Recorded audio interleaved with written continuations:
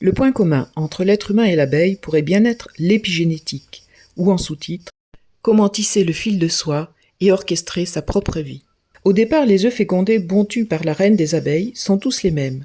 Toutefois, si l'œuf baigne dans de la gelée royale, puis si la larve est nourrie de gelée royale exclusivement, alors elle deviendra une reine.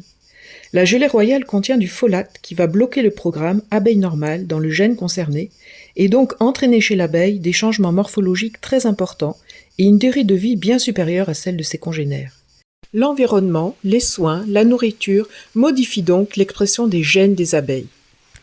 10% des gènes sont concernés, c'est énorme.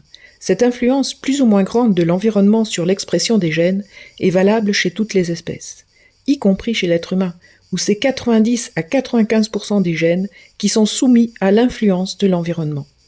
Peut-on encore parler d'hérédité dans ce cas ? La science qui étudie cette influence est l'épigénétique. Fin 2012, après 8 ans de travaux, 400 chercheurs réunis au sein d'un même programme mondial de recherche ont montré de quelle façon des sortes d'interrupteurs chimiques allumaient ou éteignaient les gènes comme une ampoule électrique. Voyons un peu comment cela fonctionne. Tout être vivant est constitué de milliards de cellules. Dans chaque cellule, il y a un noyau dans lequel il y a des chromosomes, eux-mêmes constitués d'ADN. L'ADN porte les gènes. L'ADN, ou code génétique, est le plan détaillé de l'organisme. Les gènes indiquent à chaque cellule son rôle dans l'organisme.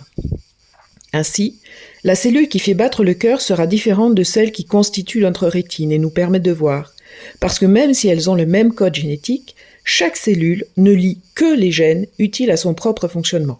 Les autres gènes sont sur off. Sur les 20 000 gènes de l'être humain, 95% sont allumés ou éteints par nous-mêmes via nos comportements, nos émotions, notre mode de vie et peuvent modifier le fonctionnement d'une cellule. À bientôt si tu veux savoir ce qui se passe chez l'être humain.